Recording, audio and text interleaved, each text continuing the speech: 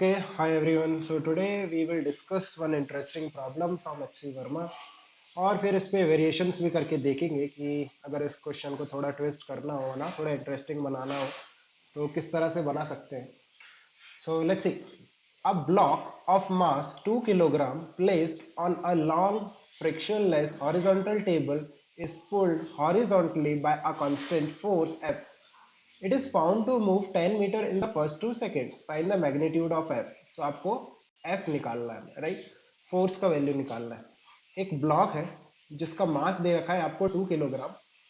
वो एक frictionless table पे रखा हुआ है और जब आप उस पर F फोर्स लगाते हो so time t is equal to 2 seconds में, मतलब आपने t is equal to 0 second पर फोर्स लगाना स्टार्ट किया था और 2 सेकेंड्स में वो कितना डिस्टेंस ट्रेवल कर लेता है, 10 metre.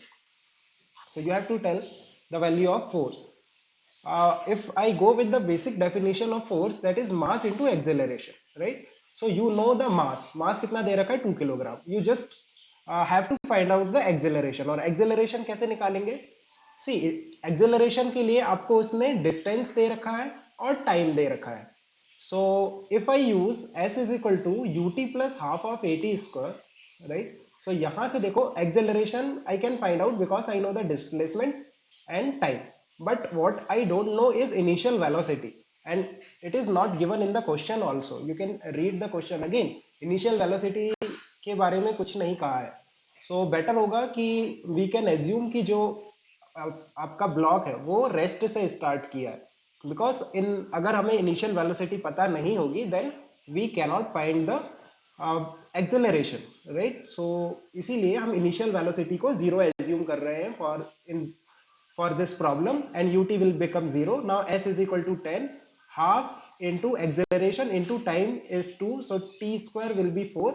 So you can check acceleration is coming out to be 5 meter per second square. Just substitute this value acceleration here. So 2 is the mass and 5 is the acceleration, so value of force will be 10 meter, right. So ये तो काफी simple था. इसमें ये simple इसलिए था क्योंकि इसमें यू कैन सी कि एक कांस्टेंट फोर्स दे रखा था, राइट. हमें दे रखा था कि the force is constant. What will happen if the force is not constant? Variable force अगर होता है तो वेरिएबल फोर्स होने के लिए वो आपको force as a function of time दे सकता है, force as a function of displacement दे सकता है, force as a function of velocity दे सकता है, कुछ भी दे सकता है.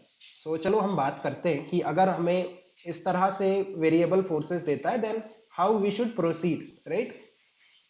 बाकी कंडीशन सेम लेते हैं, इनिशियल वेलोसिटी 0 लेते हैं, डिस्प्लेसमेंट 10 मीटर ले लेते हैं, है ना. और पार्टिकल पे हमने t इज इक्वल टू 0 से फोर्स लगाया था, t is equal to 2 seconds में उसका फाइनल डिस्प्लेसमेंट 10 मीटर हो गया. और force as a function of time अगर वो देगा तो ही will give you some function of force. जैसे उसने kt दे दिया and he may ask you to find the value of k. उसने कह दिया कि फोर्स जो है that is a variable and it is a function of time such that it is directly proportional to time. तो you have to find out this k. आपको k निकालना है. सो कैसे निकालेंगे? देखो जब फोर्स हमें पता है सो अगेन हम क्या निकालेंगे, पहले एक्सेलरेशन. एक्सेलरेशन कैसे निकालेंगे? Force upon mass which is kt by m. Acceleration. Now acceleration को आपको लिखना है dv बाई dt. जब भी आपको फंक्शन के फॉर्म में देगा फोर्स को तो आपको कैलकुलस पे जाना पड़ेगा सॉल्व करने के लिए. So if you write acceleration as dv by dt then अगर हम इसे इंटीग्रेट करें dv को dt को उस तरफ ले जाओ, सिंपल इंटीग्रेशन हो गया, राइट. dt इस तरफ आ गया, m आ गया. Let me integrate. Time t is equal to 0 पे वेलोसिटी 0 है, रेस्ट से स्टार्ट किया पार्टिकल ने, और किसी टाइम t पर वेलोसिटी मैं मान लेता हूं कि v हो गई, right. First, I just want to find out the general function of velocity as a function of time. So देखो यहाँ पे तो v आ गया is equal to k t square by 2m, और t से 0 तक की लिमिट है. सो t रखोगे तो वापस से k t square by 2m आ जाएगा, और 0 रखोगे तो 0 आ जाएगा. तो so you will get the velocity as a function of time. But हमें k की वैल्यू निकालना है, हमें वेलोसिटी नहीं दिया है. सो अगेन हमें क्या दिया है? Displacement. So again I can write velocity as dx by dt, right. That is the basic fundamental definition of velocity. Rate of change of position is velocity. So again that will be kt square by 2m. Now again it's a simple integration. So dx is equal to kt square by 2m and dt. Now let me integrate it again from same limit, time t is equal to 0 पे. Particle ने x is equal to 0 से start किया, right, and any time t पर particle ने x distance travel कर लिया. सो you can see कि जो लेफ्ट हैंड साइड है वो तो सिंपली x आ जा रहा है, is equal to k t cube by 6m, right. T square का इंटीग्रेशन करना है और k by 2m is a constant, so it will come out of the integration. और टी स्क्वायर का जो इंटीग्रेशन होता है that is t cube by 3, और वो 2 के साथ होके 6 हो जाएगा. और इसकी लिमिट होगी 0 से t. सो अगेन t रखने पे सेम चीज आ जाएगा और 0 रखने पे 0. So x as a function of time आ गया. नाउ आपको दे रखा है कि at time t is equal to 2 second particle was at x is equal to 10 metre, right. Particle ने 10 मीटर डिस्टेंस ट्रेवल किया. तो इस इक्वेशन में अगर हम वैल्यू सब्स्टिट्यूट करें, x का वैल्यू 10 रखते हैं, k का वैल्यू हमें फाइंड करना है, टाइम का वैल्यू कितना होगा 2, right, 2 seconds, 2 square divided by 6. mass of the particle was given to be 2 kilogram. So check करो k का वैल्यू कितना आ रहा है यहाँ से. k is coming out to be, ये 2 से ये 2 काटो, इसे 3 कर दो, राइट. अच्छा क्यूब था ना तो क्यूब आएगा, सॉरी. सो एक 2 और बचेगा, सो यहाँ पे उसे भी काट देते 5. सो यू कैन चेक कि k का जो वैल्यू आ रहा है वो 15 आ रहा है. सो इस तरह से भी क्वेश्चन हो सकते हैं. अच्छा एक और एग्जाम्पल मैं लेके बता देता हूँ. अगर force as a function of velocity, force as a function of time ना देके force as a function of displacement f x लिखते हैं, ठीक है, इस तरह का कुछ दे दिया. अगेन बाकी सारी कंडीशन सेम है और वो कहता है कि जो आपका फोर्स है that is directly proportional to displacement, और you can say k x है और पार्टिकल एक्स इज इक्वल टू 0 से स्टार्ट करता है, time t is equal to 0 से स्टार्ट करता है, और time t is equal to 2 seconds पर उसका जो डिस्प्लेसमेंट है वो कितना हो जाता है, x is equal to 10 metre हो जाता है, और इनिशियल वेलोसिटी 0 है, और force as a function of distance displacement you can say दे रखा है आपको kx, and you have to find out the value of k. So you can pause here, you can pause the video here and try it yourself. You can always watch the solution anyway, so I will solve it for you. So देखो अगर हमें force दे रखा है तो हमें जब भी function देता है तो हम क्या करते हैं, उससे पहले डिफरेंशियल फॉर्म में ही सॉल्व कर पाएंगे, राइट. सो पहले एक्सेलरेशन निकालते हैं, के एक्स बाई एम. फोर्स को मास इंटू एक्सेलरेशन लिखा. अब एक्सेलरेशन को क्या लिखोगे, d v by d t. But एक चीज है कि अगर आप इसे dv बाई डी टी लिखते हो तो आपके पास 3 वेरिएबल हो जाएंगे, एक वेलोसिटी, एक टाइम और एक x. सो अगर आप इसे इंटीग्रेट करना चाहोगे तो अगर t को उस तरफ ले जाके इंटीग्रेट करोगे तो you can not integrate x with respect to time, right. जैसे अगर मैं कहूं y इंटीग्रेट dx, ये करो, सो आपको y as a function of x पता होना चाहिए. आप y को इंटीग्रेट नहीं कर सकते x के रिस्पेक्ट में जब तक आपको y का फंक्शन नहीं पता. सो कुल मिला के बात यह है कि आपको यहाँ पे सिर्फ 2 ही वेरिएबल चाहिए. सो इसका एक बहुत स्टैंडर्ड मेथड है. If you know that is fine, otherwise you can remember this method. आपको क्या करना होता है, यहाँ dx और dx से मल्टीप्लाई एंड डिवाइड करना होता है, and dv into d T. ऐसे होगा क्या, देखो मैंने कुछ नहीं किया, same dv by d T को 1 से मल्टीप्लाई किया. dx by D x is nothing but 1. सो देखो dx, अब मैं क्या कर रहा हूं, एक जो dx है इसे यहां ले जा रहा हूं और dt को यहां ला रहा हूं. सो ये कितना हो जा रहा है, dx dt, और ये dv बाई dx. और dv by dx by dt क्या है, it is nothing but velocity. So velocity into dv by dx, that should be equal to kx by m. आप देखो, आप ये जो इक्वेशन है ना, ये इसे ही मैंने ये इक्वेशन को वापस से लिखा है, that is equal to kx by m. So acceleration को आप dv बाई dt भी लिख सकते हो और v dv बाई dx भी लिख सकते हो. Both you can write depending upon the requirement.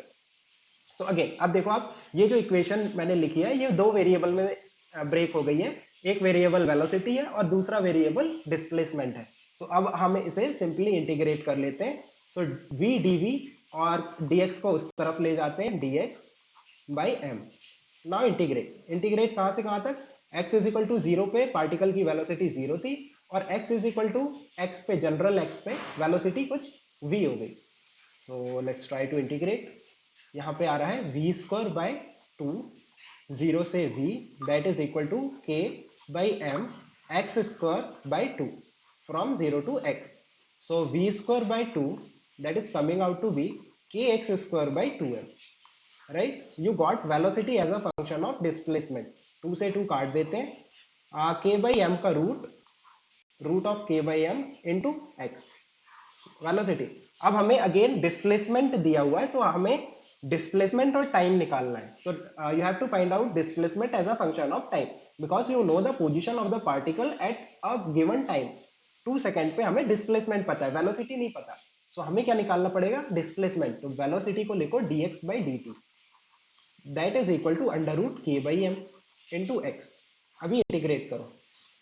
Integrate मतलब पहले आपको इसे प्रॉपर अरेंज करना पड़ेगा। हमने वेलोसिटी को dx बाई डी टी लिखा था, under root k by M, है ना, और x। अब x को उस तरफ ले जाओ, dx by x that is equal to under root k by m into d t. Now integrate it, integrate करते हैं। So what is integration, 1 by x l n x, right, is equal to under root k by m, और यहाँ पे t, कहाँ से कहाँ limit, zero पे। अगर हम पोजीशन जीरो लेते हैं और टाइम t पर पार्टिकल का पोजीशन कुछ जनरल x पे निकालते हैं, तो आप देखो l n x minus l n zero, right, that is equal to under root k by m into t. अभी देखो एल एन जीरो कितना होता है, that is minus infinite, right. So कुछ अजीब सा फंक्शन आ जा रहा है, इनफाइनाइट वाला टर्म आ जा रहा है। ये प्रॉब्लम क्यों हो रही है, बाय द वे मुझे पता था कि ये प्रॉब्लम आगे चल के होगी, but still I just solve it for you, and I want you to think कि ये प्रॉब्लम क्यों हो रही है। Again you can pause the video and look back again the entire derivation and try to find out the mistake we have committed in deriving this result, है ना। खुद से ट्राई करके देखो। Okay, so let me tell you actual में mistake क्यों हो रहा है, इस तरह का टर्म क्यों आ रहा है। इसीलिए आ रहा है क्योंकि आपने जो कंडीशन आपने ले रखी है, यहाँ पे देखो, हमने क्या एज्यूम किया था, हमने एज्यूम किया था कि particle x is equal to zero पे स्टार्ट करता है, इनिशियल वेलोसिटी जीरो थी उसकी, और जो फोर्स लग रहा था that the function of force we has taken as k into x. So अगर मैं कहूं what is the acceleration of particle at time t is equal to zero, या फिर इनिशियल एक्सेलरेशन क्या था जब वो particle x is equal to zero पे था और time t is equal to zero था। So what was the force acting on the particle, force कितना लग रहा था पार्टिकल पे, x का वैल्यू जीरो रखो, जीरो लग रहा था। अगर फोर्स जीरो था इसका मतलब पार्टिकल का एक्सेलरेशन कितना था, जीरो। इनिशियल एक्सेलरेशन भी जीरो है और इनिशियल वेलोसिटी भी जीरो है। सो इसका मतलब पार्टिकल कभी मूव कर ही नहीं सकता। if the particle has initial velocity 0 and initial acceleration also 0, then it cannot move, क्योंकि अगर इनिशियल वेलोसिटी जीरो है, what is acceleration, rate of change of velocity, velocity में भी कोई चेंज नहीं हो रहा है। सो आई थिंक आपको पता है दैट अगर हमारे पास किसी इंस्टेंट पे वेलोसिटी और एक्सेलरेशन दोनों जीरो है, then particle can not move further, right, वो हमेशा ही रेस्ट पे रहेगा। इसीलिए ये प्रॉब्लम हो रहा है। तो आपको या तो फोर्स का फंक्शन चेंज करना पड़ेगा, फोर्स का फंक्शन आप के एक्स प्लस थ्री इस तरह का कुछ ले लो, and again repeat the same steps we, है ना, जो हमने किया था। तो आपका कुछ ना कुछ आंसर आ जाएगा, डजेंट मैटर बट आ जाएगा। एक तो ऑप्शन ये है, या फिर आप ये एज्यूम करो कि particle x is equal to zero से स्टार्ट नहीं कर रहा है। अगर आपको f is equal to k x function ही लेना है, so you have to consider a condition that the particle is not starting from x is equal to 0, then only it will have a non-zero acceleration, non-zero initial acceleration and it will move। तो आपको again कोई ना कोई function आ जाएगा। मान लो x is equal to 3 से start करना है, it's all up to you, right. Again फिर से आप जो मैंने प्रीवियस स्टेप्स किए हैं उसे करके सॉल्यूशन निकाल सकते हैं। अब एक और चीज है, जैसे force as a function of velocity दे दिया, राइट, मान लो f is equal to k x दे दिया, वेलोसिटी का फंक्शन है ना, तो k इंटू वी दे दिया। सो इसके लिए आप खुद से करके देखना, है ना। इसमें अगेन देखो फोर्स अगर के भी होगा तो सेम प्रॉब्लम आएगा कि अगर आप x is equal to zero पे t is equal to zero से स्टार्ट करते हो, और u is equal to zero, initial velocity zero, तो इस केस में भी अगर आप इनिशियल वेलोसिटी जीरो लोगे तो इनिशियल फोर्स जीरो आ जाएगा, इनिशियल फोर्स जीरो पे इनिशियल एक्सेलरेशन जीरो आ जाएगा, और फिर से कुछ ऐसा फंक्शन आएगा जो आप एक्सपेक्ट नहीं करते, कुछ इनफाइनाइट अजीब सा टर्म आ जाएंगे। सो अगेन आपको सेम कंडीशंस लगानी पड़ेंगी, राइट। अगेन आप फोर्स को लिखोगे d v by d t, और यहाँ पे आपको फोर्स से आप एक्सेलरेशन निकालोगे, that is whatever is the function of force divided by mass. Once you get acceleration, right it d v by d t, that is equal to f v by m, right. F v क्या है, force का जो force का function है वो है f v, right, और divided by m. Now d v will be f v by m d T.